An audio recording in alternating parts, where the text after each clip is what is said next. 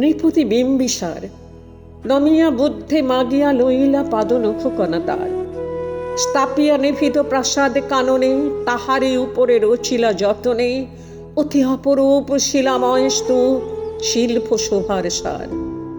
সন্ধ্যা বেলায় সচিবাসে পড়ে রাজবধূ রাজবালা আসিতেন ফুল সাজায় ডালায়, স্তূপ পদমূলে সোনার থালায় আপনার হাতে দিতেন জ্বালায়ে কনক প্রদীপ মালা। অজাত শত্রু রাজা হলো যবে পিতার আসনে আসি, পিতার ধর্ম শনিতের স্রোতে মুছিয়া ফেলিল রাজপুরী হতে, সপিল যজ্ঞ অনল আলোতে বৌদ্র শাস্ত্র রাশি। কহিল ডাকিয়া অজাত শত্রু রাজপুর নারী সবে, বেদ ব্রাহ্মণ রাজা ছাড়া আর কিছু নাই ভবে পূজা করিবার। এই কটি কথা যেন মনে সার, ভুলিলে বিপদ হবে। সেদিন শারদ দিবা অবসান, শ্রীমতী নামে সে দাসী পুণ্য শীতল সলিলে নাহিয়া, পুষ্প প্রদীপ থালায় বাহিয়া রাজ মহিষের চরণে চাহিয়া নীরবে দাঁড়ালো আসি। শিহরি সভায় মহিষী কহিলা, একথা নাহিকে মনে, অজাত শত্রু করেছে রটনা, স্তূপে যে করিবে অর্ঘ্য রচনা, শুলের উপরে মরিবে সে জনা অথবা নির্বাসনে।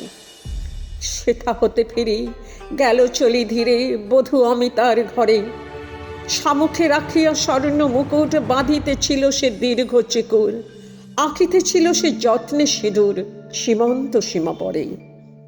শ্রীমতী রেহেরি বাঁকি গেল রেখা, কাঁপি গেল তার হাত, কহিল অবোধ কি সাহস বলে এনেছে সে পূজা, এখনই যা চলে কি কোথা দেখিবে, ঘটিবে তাহলে বিষম বিপদ পাত। অস্তরবীর রশ্মি আভায় খোলা জানালার ধারে, কুমারী শুক্লা বসি একাকিনী পড়িতে নিরত কাব্য কাহিনী। চমকে উঠিল শুনি কিঙ্কিনী, চাহিয়া দেখিল দ্বারে, শ্রীমতী রেহেরি পুঁথি রাখি ভূমে, দ্রুত পদে গেল কাছে, কহে সাবধানে তার কানে কানে, রাজার আদেশ আজ কে না জানে, এমন করে কি মরণের পানে ছুটিয়া চলিতে আছে। দ্বার হতে দ্বারে ফিরিল শ্রীমতী লইয়া অর্ঘ্য থালি, হে পুরবাসিনী সবে ডাকি কহে হয়েছে প্রভুর পূজার সময়। শুনি ঘরে ঘরে কেহ পায় ভয়, কেহ দেয় তারে গালি। দিবসের শেষ আলোক মিলালো নগর সৌধা পরে, পথ জনহীনে আধারে বিলীন কলকোলাহল হয়ে লোকেন, হারতি ঘণ্টা ধ্বনিল প্রাচীন রাজ দেবালয় ঘরে।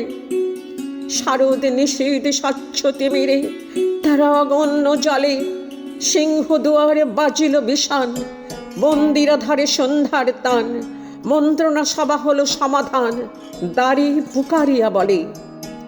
এমন সময়ে হেরিল চমকে প্রাসাদে প্রহরী যত, রাজার বিজন কাননে মাঝারে, স্তূপ পদমূলে গহনে আধারে জ্বলিতেছে কেন যেন সারে সারে প্রদীপ মালার মতো। মুক্ত কৃপানে পুররক্ষক তখনই ছুটিয়া আসি, শুধালো কে তুই ওরে দুর্মতি, মরিবার তরে করিস সারতি। মধুর কণ্ঠে শুনিল শ্রীমতী আমি বুদ্ধির দাসী। সেদিন শুভ্র পাষাণে ফলকে ফড়িল রক্ত লিখা, সেদিন শারদ স্বচ্ছ নিশীতে প্রাসাদ কাননে নীরবে নিভৃতে, স্তূপ পদমূলে নিবিল চকিতে শেষ আরতির শিখা।